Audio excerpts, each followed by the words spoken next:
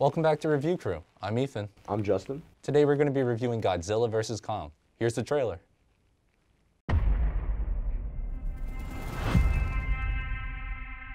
This is our only chance.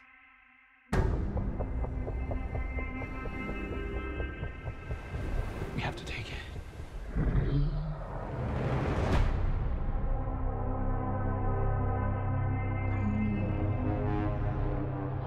We need Kong. The world needs him to stop what's coming. And this child, she's the only one he'll communicate with. I knew that they had a bond. She had nowhere to go, so I made a promise to protect her. And I think that in some way, Kong did the same.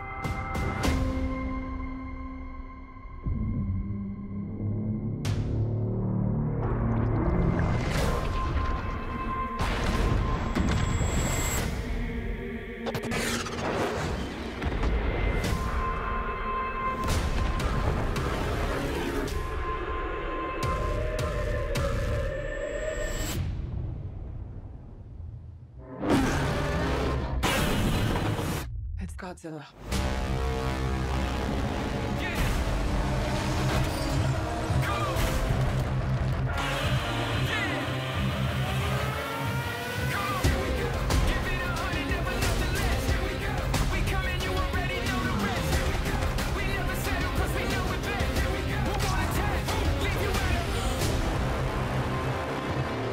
These are dangerous times. Godzilla's out there and he's hurting people and we don't know why.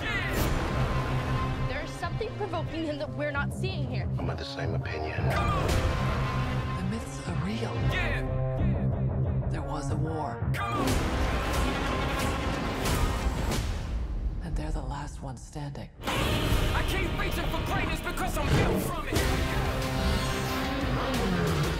Who bows to who? Nobody gonna stop for me. Here we go. Kong bows to no one. Here we go.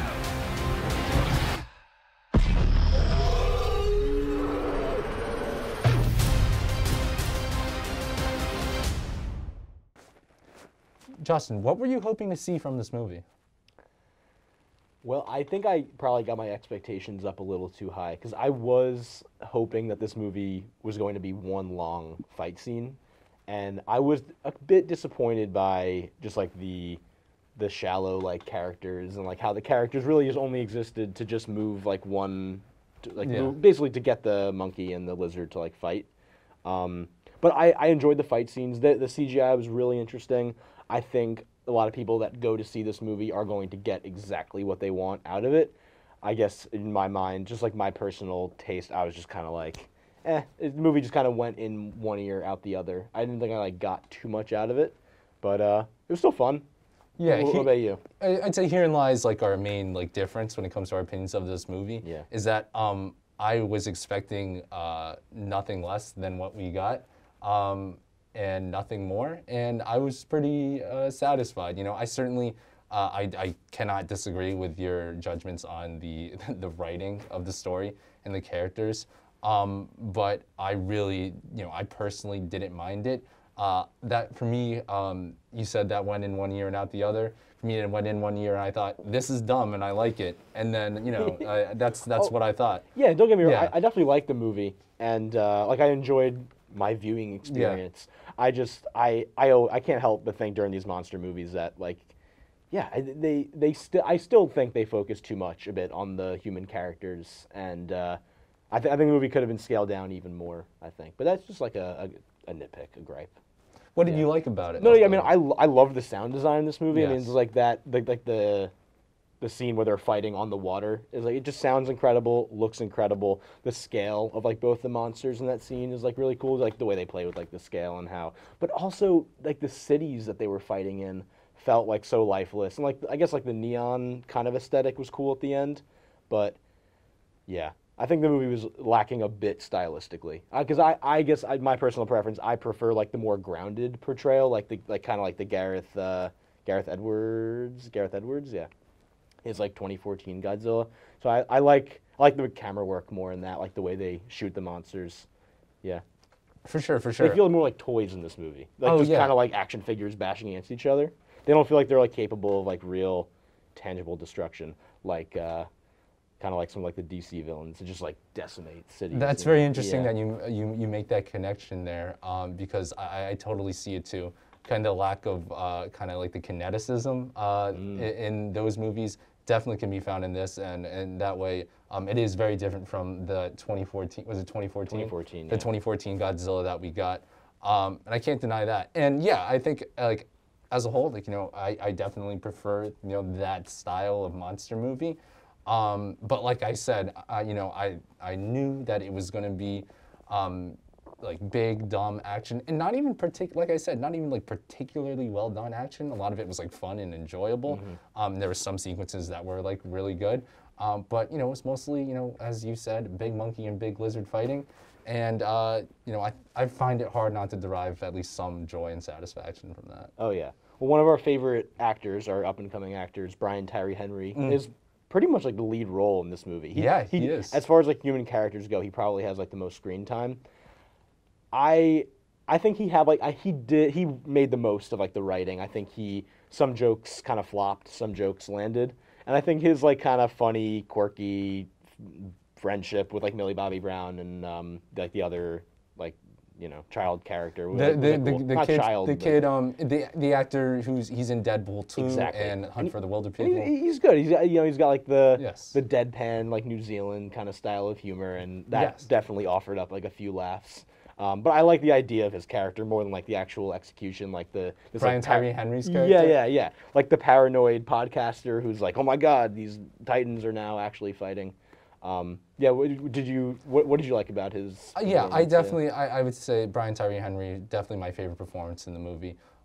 He seemed to simultaneously be making the most out of the role, but also not taking it too seriously. Yeah, which paid off, I think. Which paid off. I thought the actor who played the kind of big villain figure in this movie, Demian Bichir, while being like a dumb, not very nuanced, cartoonish film villain, I thought that actor was really great, and kind of like Brian Tyree Henry knew exactly what kind of movie he was in, and really hammed it up in a fun way, in a way that I feel like Rebecca C. Hall, who I love and I think is good in this movie, did not do.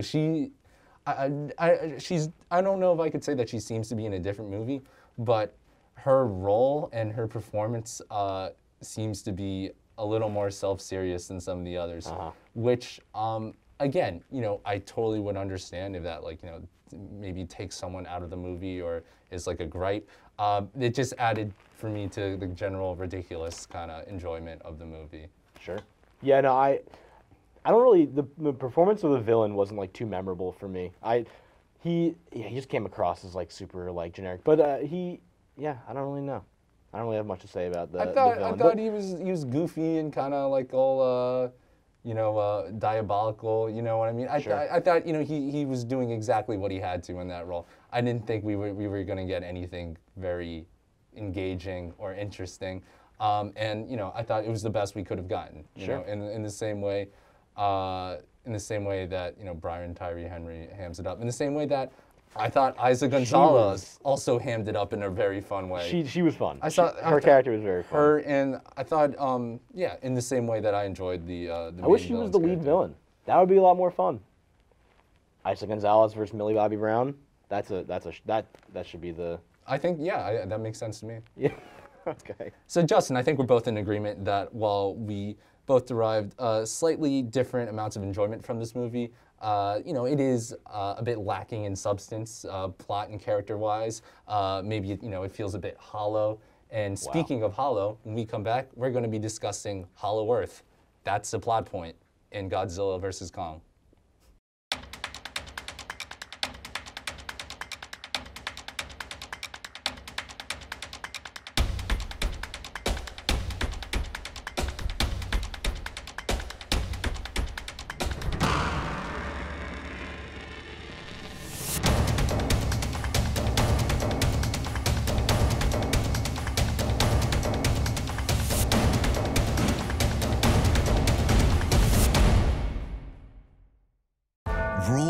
are about to be rewritten. At Syracuse University, we believe a changing world needs a new type of game changer. One who charts their own course, who is driven by purpose, who measures their success in impact, who lives what it means to be orange. Which is why our coursework is designed to do one thing: change the course of everything. Because now needs a new type of leader. Because now needs you. Here at WAER, we're committed to bringing you stories about the Syracuse community. But we know you're busy. You may not always be able to tune into the radio at exactly the right time. So now we're getting you the stories you want, however you want them, whenever you want them. Whether it's through the NPR One app, on our website, or live on air, we're finding new ways to make sure you're getting the quality journalism you deserve. It's never been easier to access reporting you trust and care about. Whether you're on campus, around town, or across the country, the Daily Orange is your free connection to everything SU and your source for college student perspective on the rest of the city and the world. We produce exclusive original content along with the latest extended coverage on all sports SU. Our free, independent, student-run newspaper is available at over 300 locations in the Syracuse area. The Daily Orange, the independent, student-run newspaper of Syracuse University. So, Justin, Hollow Earth, you want to give us a brief rundown on what that is? So yeah, some of like the very hyper-specific technical jargon of the movie, you know, like I said, went in one ear, didn't retain much of it. But from what I gathered, it seems that the Titans like reside in the Hollow Earth, and there's like a realm, because I guess the Earth is hollow. There's no, you know, what we learned about in like, you know, middle school science. There's no mantle. There's no core, and core. It's just Titans living in the scientists earth. Were wrong. Everyone was wrong, and so yeah, so they do end up opening like a portal to that realm, and Kong somehow like is shot through the middle of the earth to get to the city at the end to like fight Godzilla. I thought it got like super like schlocky and just like unnecessarily like muddled in like the science-y thing of it all, like the science fiction elements. And I usually love sci-fi. I love when they inject sci-fi. I mean, the movie's inherently sci-fi, but I thought it got like a little just like convoluted and silly. I thought it was convoluted and silly, but again, you know, in a way that I kind of liked. I thought, personally, I thought that the Hollow Earth section was one of, if not the most visually interesting parts of the movie. I agree. I thought the CGI there, the world building, I thought it was very cool. I thought there was some creature designs that were also very neat. Sure. And I think we're probably going to end up seeing, from the MonsterVerse, from the Warner Brothers MonsterVerse, we're probably going to see a lot more from the Hollow Earth. That was probably kind of a clever way to integrate like a science fiction world without actually going off planet, because I don't think they really ever go. That's a good point. So that's interesting. I also think that, you know, Hollow Earth is also really important because that's where, you know, King Kong gets his axe. Right, he has the Kratos axe. He has a Kratos axe. Yeah. Which made for some great action moments. It was very fun. Because they needed to kind of buff him up somehow. yeah. Godzilla's tough. I love the way they shoot Godzilla's face. And I'm going off topic, but like I love the way they shoot Godzilla's like face. He's so like scrunched up and like. Oh, for sure. Yeah. And obviously, yeah, these two, you know, Kong and especially Godzilla are characterized in a way that they were not in their original movies. Yeah. Which I thought was interesting. There's, I love the opening sequence because like from like literally the first shot is Kong and you see him like wake up and he's like stretching and he's like scratching his butt and he's like they like characterize him well. It's just like a standard gorilla. You know, speaking of which, I can't remember the particular needle drop, but there's a great song that's playing in that opening. There is. And there are a few, you know, fun needle drops throughout the film. Yeah, and, you know, I always appreciate that. Oh, yeah, needle drops. Yeah, we saw needle drops in the Snyder Cut, too. They seem to be making their way, featuring more prominently in, like, big blockbusters. Something that we haven't really gotten into yet is this movie's success. This has been one of the most successful movies of the pandemic, if not, I think, objectively the most successful movie of the pandemic. Oh, without a doubt. Do you want to say anything about that? Yeah, no, the movie grossed like just under $300 million worldwide. So a big, mass. Far return more to money than theaters. any other blockbusters made at theaters. Yeah, it's crazy. Like looking at this and then looking back on Tenet and just like how it's kind of sad because Tenet would have done so well if it kind of had like just a more strategic like release date if they held on to it, but they couldn't. They couldn't hold on Christopher to Nolan couldn't let that happen. He couldn't let it happen, and now his the worst streaming service. Yes, he has his gripes with HBO Max. He does. But HBO Max, I don't think, is stressing too much because of the huge success of Godzilla vs. Kong. We mentioned how much it made at the box office, and it is the most watched thing, the most watched original piece of HBO Max content. I'm not sure exactly how many people have been watching it. I don't know if they put out those numbers. I don't think they have Streaming yet, services, yeah. they like to hold on to that stuff. They do. But I'm sure it's garnered them many more subscribers, and it really speaks to, I think, perhaps the future of the blockbuster, or at least the Warner blockbuster. Do you think that we could see perhaps like a movie like Dune being released in kind of the same way? Obviously, we still have some time before it comes out, so that ideally more people will be able to see it in theaters. But do you think that Warner will even feel incentivized to do that? Oh, I think they definitely will, especially like when you're launching. Like this is already part of like an established franchise, so I think with Dune, you want as many people to see that as you possibly can. So I do think at this point it's interesting because I think it would be kind of a missed opportunity to not put it on HBO Max. I think having I think they're working with like 60-day theatrical windows, so like kind of like shortened from like usual pre-pandemic. But yeah, I think we will see Dune. I think we will see probably until like mid 2022 all of Warner Media's like their entire film slate probably being launched alongside. Like a theatrical window on HBO Max. So I wonder how that will kind of morph and change and like what will happen with theatrical windows because they might get shorter. They might movies might go on HBO Max like a month after the theatrical window. So you're right. It's definitely kind of some foresight into like the future of the blockbuster and how they're gonna like distribute them. Justin, what are your final thoughts? If you had to rate this movie out of 10, what would you give it? Overall, I'd probably give it like a strong 6 to a light 7. I think the communal experience of this movie is like what I'd put the most value on it. If you can get a room full of people to kind of just like cheer and yell at the TV, it would just be like a great time, great evening activity. I would recommend it. I'm a little surprised you gave it that high of a score. That's pretty much what I would give it, but it felt like we derived different amounts of satisfaction from the movie. I think I'm more critical of it, but I still think I enjoy the movie a fair amount, and I totally understand and admire other people's love for it. Yeah. I can tell that you appreciate what it does well. And I think the last note I will end on is as Rebecca Hall's character said multiple times in the movie in different words, Kong bows to no one.